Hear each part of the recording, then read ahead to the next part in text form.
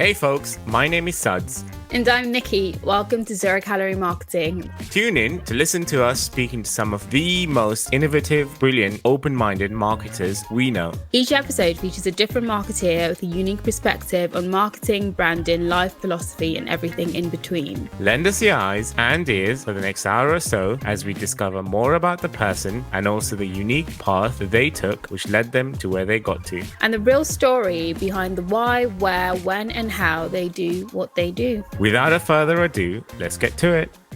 Hey everyone, welcome to season 2, and I want to introduce brand new host Niki, who joins me from her leafy apartment flat house directly live and direct from Hertfordshire. Why don't you start by telling us a bit more about yourself, Niki?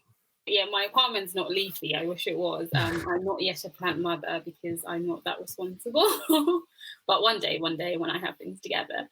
So yeah, I'm Niki. Joining 0-Calorie Marketing. Whoop, very excited. I am currently talent and audience development manager at Casaba Public Press. I do a lot of walking, or I've done a lot of walking this year. I think everyone has really, because sanity. Yeah. And yeah, I'm glad to be here. How are you, Sad?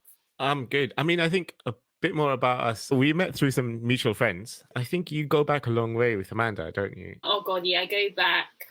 I think I met Amanda in what year? I think 2013. So yeah, about 7 years. I think I remember meeting you. We sort of ended up at dinner together on this. Oh yes. It was about this time, I think, last year, wasn't it? It was at Covent Garden when we went to the pizza place. Mm-hmm. Well, that was really good pizza. Where was that? It was in a place called Fire and Stone, I believe. We had a really good night that night, and we had a really good chat. I remember that night really well now. The thing is, this year just seems like a blur in terms of being at home for 6 to 8 months has been a killer on my memory, like with everyone else. Yeah, because I think you barely change scenery in the same way you do in everyday life, so everything just feels like one big ball of just continuing. Where last year, for instance, like every single day you're seeing different buildings, different people, not every single day, but more than this year, where I'm just like, I've seen so much of like the four walls of my room this year that I'm stripping everything down and redecorating just so it looks different in 2021. And that's just changing the scenery. I remember you telling me this off air in terms of what you've got plans for your room and everything. In terms, I think, you know what, Niki, like that dinner, I remember it now, but it just seems like such an odd concept even now in terms of just going out for dinner with friends. You've got to have some sort of a military stage planning to be able to schedule everything, making sure that you're keeping your distance. And even in restaurant, I went for a meal with my dad. Went for lunch today, and it just wasn't the same. Yeah, it's really weird. I think I haven't been out to dinner. I haven't really left Hertfordshire. I'm going to be very honest. in a few weeks, because every time I go into London, it seems like a completely different world. Like, I think people who are based in sort of the central space of London, it would be so stark for you to come out to a more countryside space, because you don't see as much people, you don't engage, and people aren't on the streets as much. But every time I go into London, it feels like I'm going from 0 to 100, and it's too much. The thing is, I was actually on the tube for the first time, and it just was mad. It was just like it's something I'd done millions of times before, but it just was very unusual to be back in the tube and everyone's wearing a mask, and of course the world's turned upside down. Even for students, distance learning, and this, usually we had this policy of doing these things offline, so we would get the person, all our guests would meet us in real life, whereas this is the way forward. And I guess it's the future. It is, and I think it's been interesting, because I think about if I've made sort of any new friends or connections this year, because usually I met you. We met a year ago, and this is us a year later. Or I have friends. Two of my best friends actually I met on Twitter, but then because we were able to then meet in real life. Yes, it's cemented inside the relationship. So it's been a weird one because I think as much as you've met some people virtually, I think missing that physical ability to connect, for me, I'm going to say, sort of stopped, some things progressing, which has been quite a challenge this year because one, I think I halfway through most online conversations, I'm starting to check out because I'm just like, oh, I like, this has been staring at my screen for 2 hours. I can't do this. So yeah, I think it's a bit hard for me because I feel like I'm meeting people, but I'm not connecting to people. Do you have some music in the background? No, it's just someone in my house is playing like carols loudly. We're very much in the Christmas. We opened like the Quality Streets today, opened some mulled wine, Oh, have some Bailey, converted I into had my Christmas. mince pies for the first time today. I hate mince Yesterday. pies. I You absolutely hate mince? cannot stand them. Oh my god! So I think you know what the problem was. So the first time I ever had a mince pie, I was like, "Oh my god, mince pie!" Someone's like, "Here you go," and I just assumed a mince pie would have like meaty mince in it. You know what I mean? Because when you say mince, it's Yeah. going to be that. I was expecting something like warm and just like meaty and just hearty. I bite into this thing and I'm like, it is gooey and disgustingly sweet. And why it's just too many things going on. The textures don't make sense. I was just not happy. So I tried again, but I don't like them. You know what? The first time I actually didn't eat mince pies because I thought it was like beef and it's like red meat. And and the thing is, the way it looks, it could be meat. And when you actually eat, you're like, what the hell is this? You expect like some nice Mince pie is probably the most gravy. misleading. Whoever named it was really Some evil. I Cornish think pasty someone named style of, it. bloody mince pies. So you did it, going back to your background, you actually studied English literature at uni, at master's level. I did. So my undergrad, I did classical studies in English lit, which is like ancient Greek, Roman life, and then obviously English lit, which is everything from Chaucer to Amanda. And then I fell in love with American literature in my third year of uni. So I thought I want to keep studying this. So I did a master's degree. So there wasn't really for me, studying wasn't about a career or some massive future plan. It was just like, I really enjoy this and this is a good time to do it. I considered a PhD, but I also thought I don't love education this much.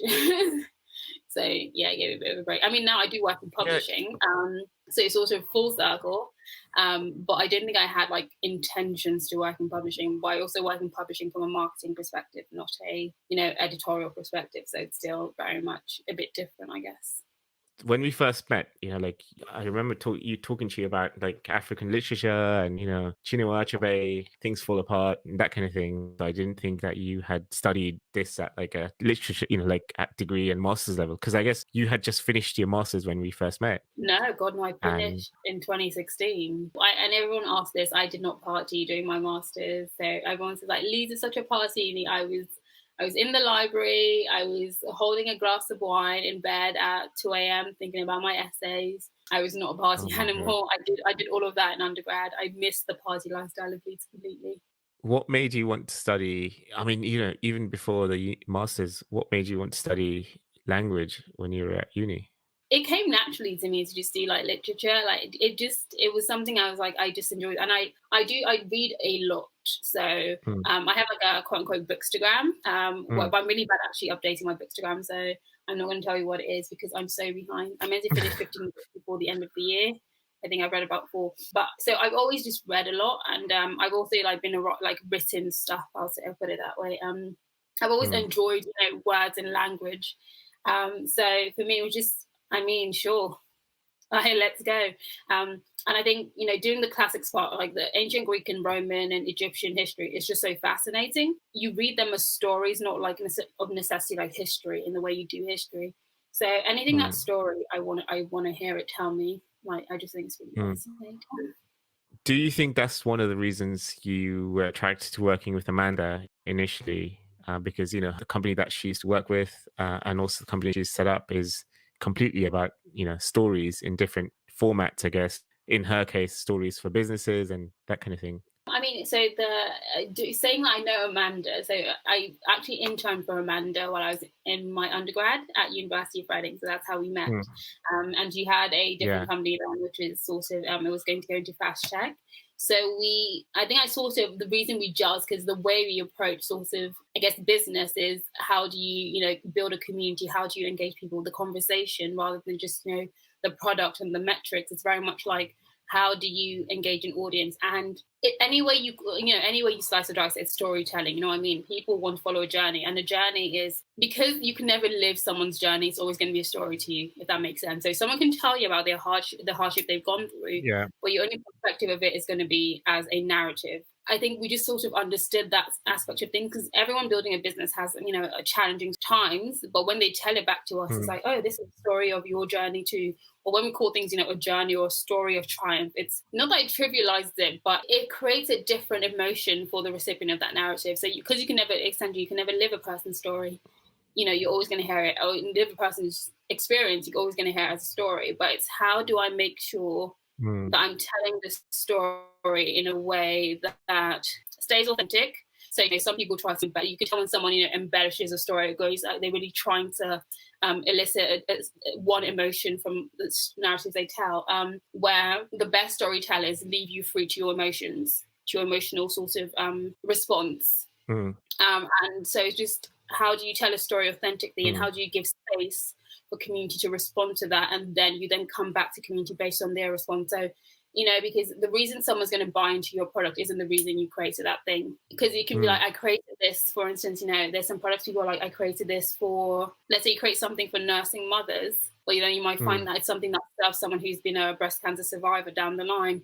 So do you know what I mean? So you can never tie a story to just one particular, like, this experience, because you haven't lived someone else's experience. You don't know that this is going to resonate with that person, because you don't understand how the metrics of their body or their experience work. So I don't know if that was it was a helpful example, but this is a very long-winded answer to say yes. It drew me back to working with Amanda, because we understood each other in terms of how you engage the consumer. Yeah, well, Amanda's going to be our first guest, which I'm very excited about. Yeah, so we can actually grill her on this in more detail and really get to understanding it. It's what's actually in her mind versus what she articulates in real life.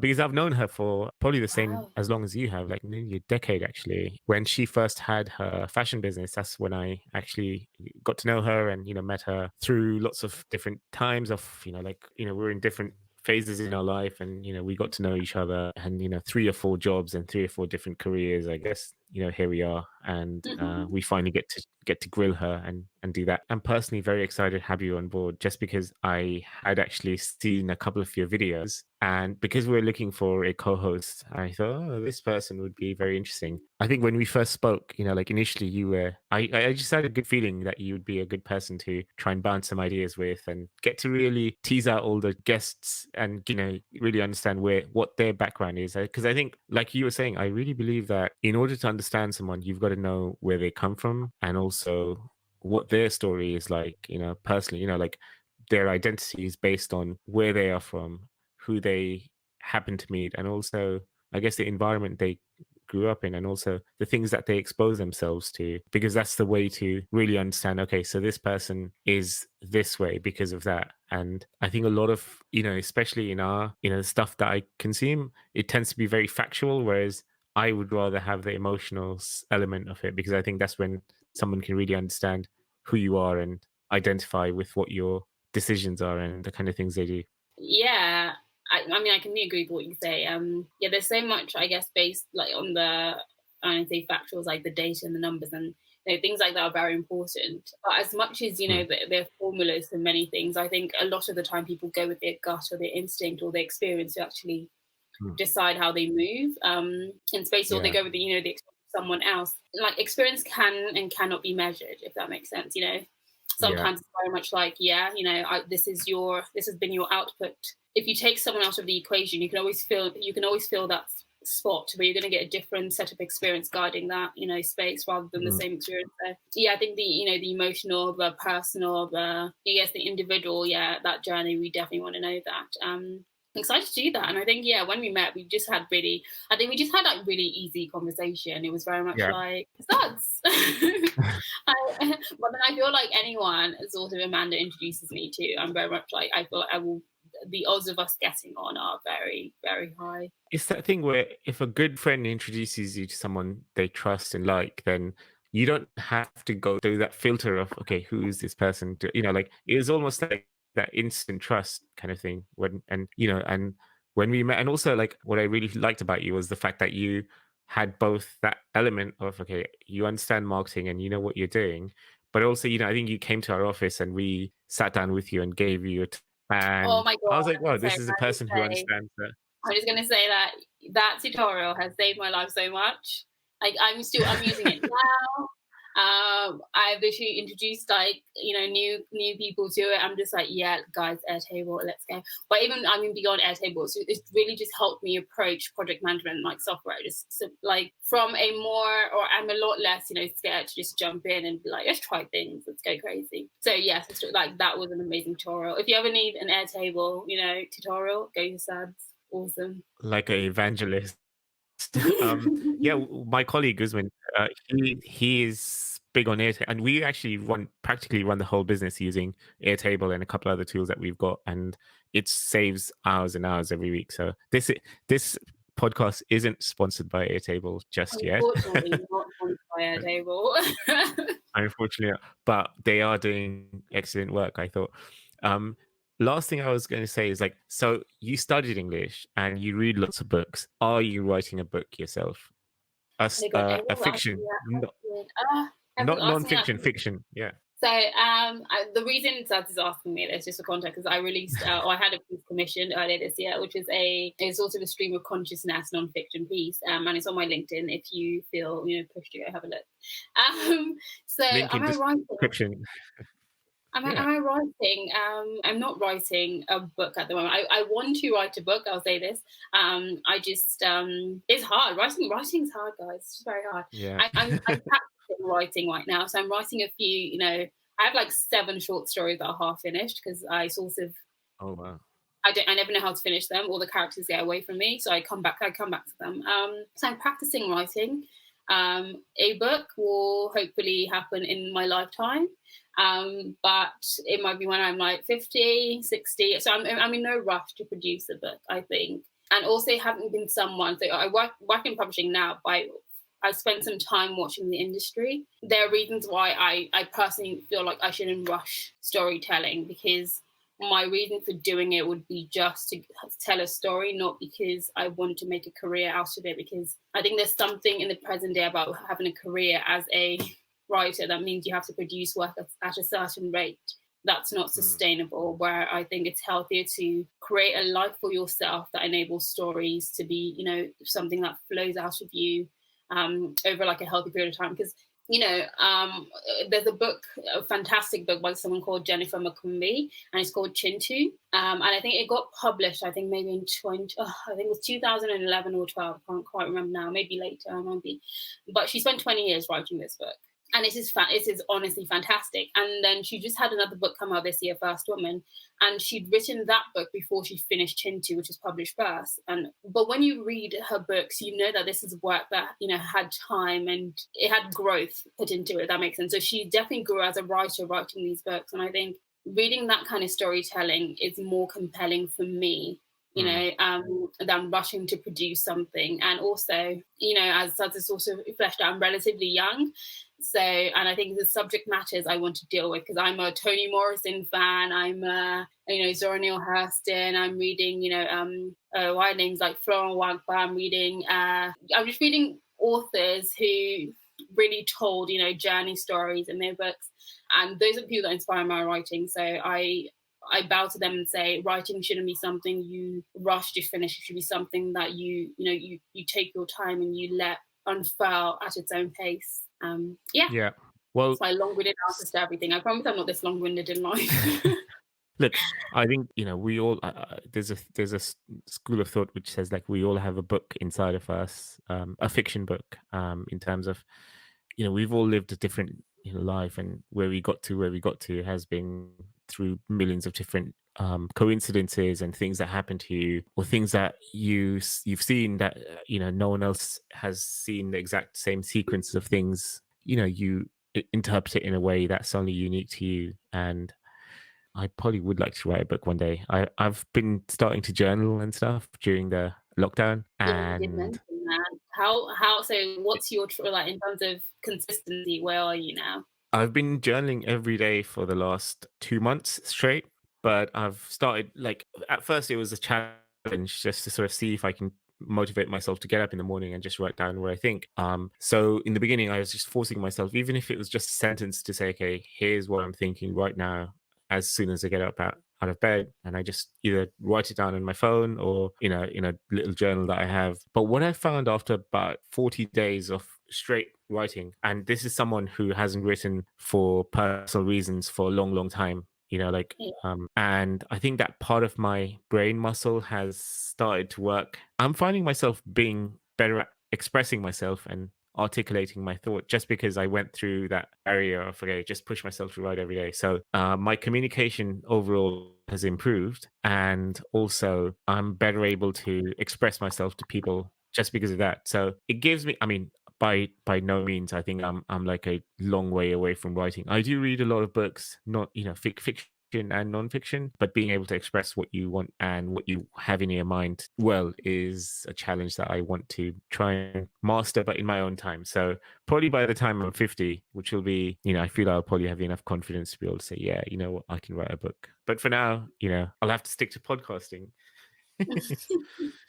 um um, I mean, no, that's amazing. I've never been, even though like I produce pieces and I'm sort of, I'm actually published as a poet as part of an anthology and things of that nature. I'm not a consistent writer, so I'm probably the worst person to get any practice from, writing for. I mean, I handwrite all my, if I have a to-do list for the day, I do a lot of handwriting or handwrite ideas. But in terms of consistent writing, I'm terrible at it, which means I've lost so many great ideas. But I mean, if they're great, they'll come back. See, I'm also very trusting of the universe. It's a bit wishy-washy, but I think, yeah, I think part of the challenge of writing is sort of trusting your characters to tell their own stories. So I'm going to say that as like, anyone that's trying to write. So a big thing for me is always, I sort of have this idea. I'm like, this is what's going to happen. And I start writing and characters take on, lives of their own, quote unquote. And it's just sort of, I think part of that is the giving characters the freedom to not always be good. And it's very hard for you when you're writing to write characters being, as frustrating as sometimes awful as broken and those things. I think that's the big challenge people face when they go to put pen to paper, is sort of allowing characters to be human.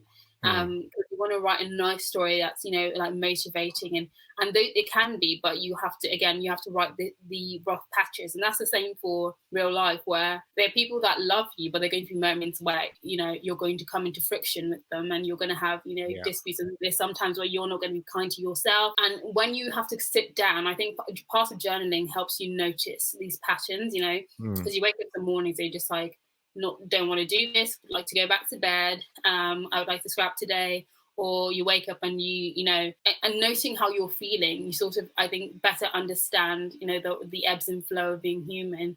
And, I think the practice of doing this, when you come to write your book, hopefully it helps you accept your characters being absolutely batshit crazy. I think that's the biggest challenge. I'm going to ask you a question. So what's the last, so you give me fiction, non-fiction, or no, what's the last fiction book you read and what's the last non-fiction book that you read or are currently reading? You know what? About 3 years ago, I gave myself a challenge to read a book a month or a week. And I churned through lots and lots of books. And before that, I was one of these people who only read because he had to at uni or for part of a coursework or as part of the curriculum, that kind of thing. So I'm currently on book number 114 at the moment. And Wow. this started ages ago, and I don't have time as much as I used to in terms of being able to sit down and read as much. But the last fiction book I read was a book called A Brief History of Capitalism by Yanis Varoufakis, who's a Greek economist who actually was a minister. The last fiction book I read was actually The Wolf of Wall Street. It sounds a bit lame, but it's a 400 or 500 page book. And this was actually at the beginning of lockdown. So I managed to churn through all that. I was reading like 3-4 hours a day. And when you find a good book, you kind of get to page 50 without even in a sitting. And you know that you're kind of hooked. Whereas some books, you kind of tend to sit down and you're like, this is a real struggle, because you've got to sometimes go back to the chapter and start again just because you think that you may have missed out some points. It's just not engaging enough. So I tend to just struggle through. So the last one was History of Capitalism. It was a very light read, and I think I managed to read it in like a couple of days. The author is really articulate, and he gave me lots of thoughts and food for thought. Whereas, if you contrast that to The Wolf of Wall Street, he is speaking from his experience. I'm sure some of it is fictionalized. You find yourself sometimes hating the character, but also sometimes loving the character as well. So I don't know. What about you? What are you reading at the moment? What am I reading at the moment? I mean, I'm reading many things actually. So it's a bit, but some of it is work related. So I'm going to try and separate work from life. Non-fiction, I'm reading a book called Formation, The Making of Nigeria from Jihad to Amalgamation. And it really, obviously it's come out this year, but it's also linked to the piece I produced earlier this year. I'm just looking at sort of the history of the dynamics of what has shaped Nigeria into what it is today. And I think if you sort of were paying attention to the news, there was, massive protests across Nigeria. So it's sort of been very perfect timing for this book. It came out in 2020. And it's really for a non-fiction narrative, it's really, really engaging. Like it reads sort of fictiony, the way they approach it. So they go through like eras and ancient kingdoms, like the rise and fall of leaders. It's really, really cool. And for fiction, I'm reading a book by a Haitian author in translation, and it's called Hadriano and All My Dreams. And it's a bit surrealist and magical realist. So it's very around the practice of like voodoo and sort of zombie-esque. I don't know how to explain this. It feels unlike anything I've ever read, and it's really fantastic. So I generally hate books in translation because sometimes you lose, I think, the essence of a book in translation. But this is absolutely fantastic. I'm loving it. So that's me. Do you tend to sort of churn through books when you're like at work, or do you like a bit more about what you do for your day-to-day living? You mentioned you're in publishing. Can you tell me a bit more about that? I mean, my job is to also obviously market books, and I work across. So the publishing company I work with was founded in Nigeria, but now exists in the UK. But they have like a large diasporic audience of people wanting to read, authors from the African continent, let's put it that way. So my job is to market to, everywhere really. And it's mostly, so one thing I really, really believe in is community sort of marketing in terms of engaging the community where they are. So it's more just finding the right communities to help amplify the authors, the books. So one book we have coming out next year, which is an interesting one about a South African man who has a failed circumcision and sort of how that impacts his relationship with his masculinity. It's called A Man Who's Not a Man. And another we have coming out is a historical fiction inspired by an Abyssinian slave who was taken to Iran. So, these are like obviously very like different titles. So my job is to sort of find the right audiences to connect with them. And I do that by like working with the authors to help them grow their audiences, but also connecting the authors and, mostly grassroots organizations, or sometimes, obviously more public ones. So yeah, I do have to read these books. But luckily I am a fast reader. So I think part of the uni training is I can churn through quite a big book in a few hours. I've been really bad this year though. I found reading very hard in 2020. I don't know why.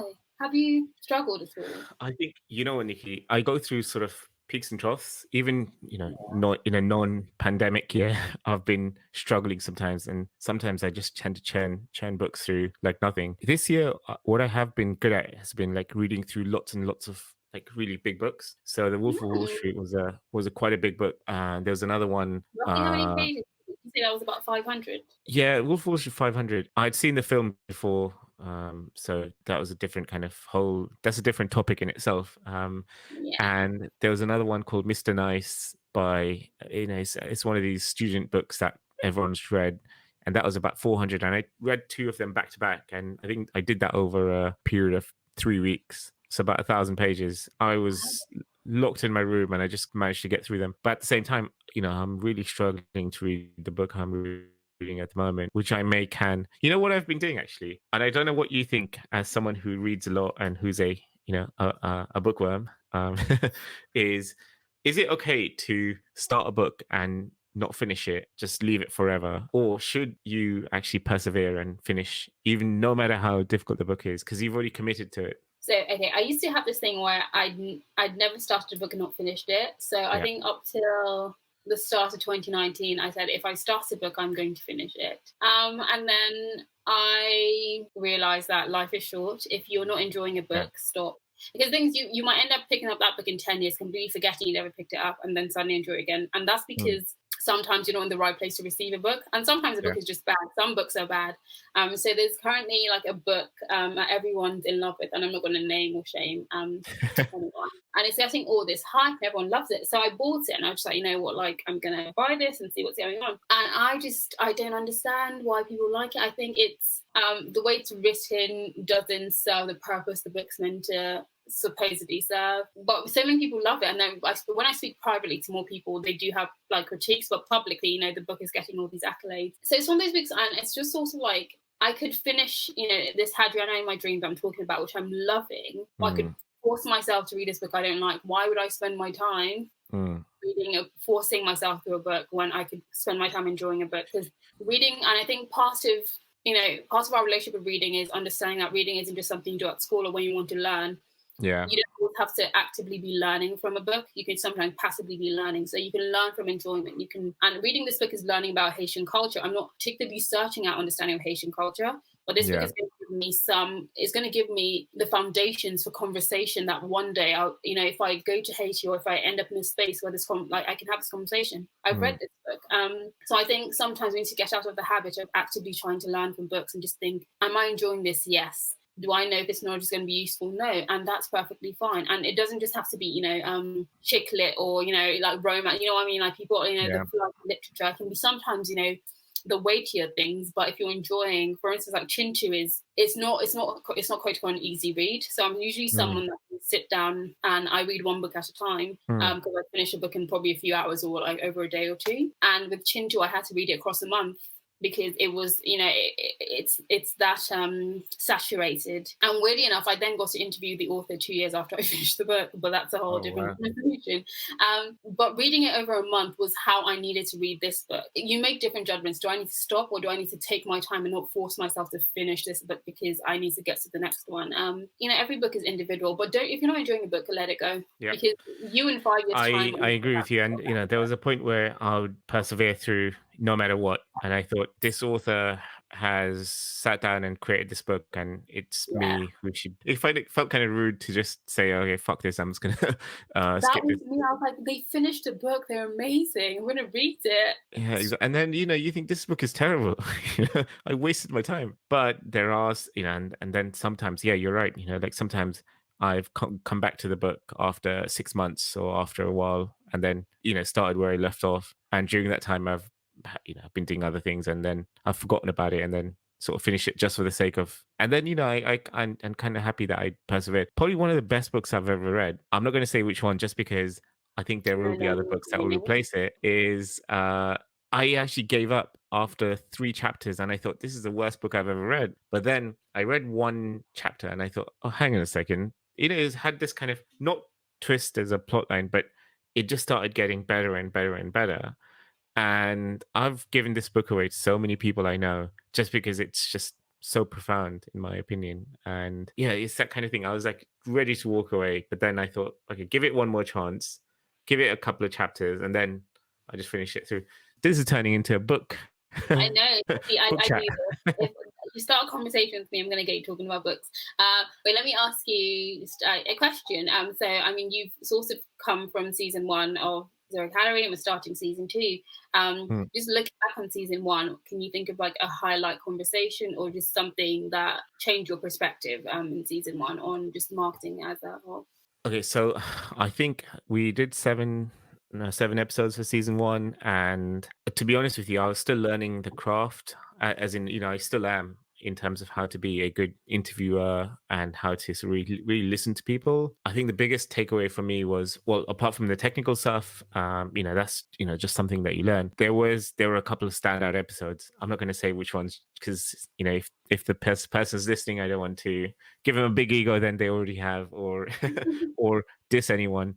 But I think what I learned from the first season was, the moment you kind of, you know, one of our guests, she actually had a background in English no, two of our guests had background in English. They ended up doing marketing, which is completely data driven at the moment. And, they both didn't lose sight of the fact that you're telling a story. And at time, I think I was thinking, oh my God, what's this about? Like these people are supposed to be running Facebook ads and getting numbers and looking at what's working using, technology, and also using imagery and doing A/B tests and that kind of thing. But what they were saying was, look, doesn't matter what you, publish or what you put out there, it's got to have a story behind it, or it's got to have something which is going to attract the person's attention, because you're dealing with human beings. And I think the best lesson I took away from season 1, re-listening to some of my episodes, was not that I listened to my own podcast, like in terms of I love myself so much, I want to hear my own voice. It's more like I wanted to kind of learn and also really hear what they had to say, so I can like kind of muscle memory everything in a way. So I think the biggest lesson I learned was being able to the value of story,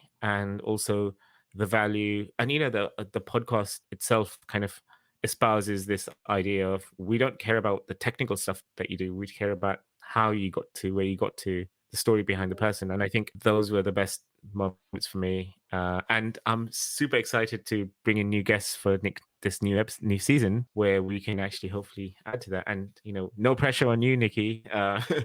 We want a fellow storyteller to actually tease out what these people have to say. I solemnly do promise to try my best.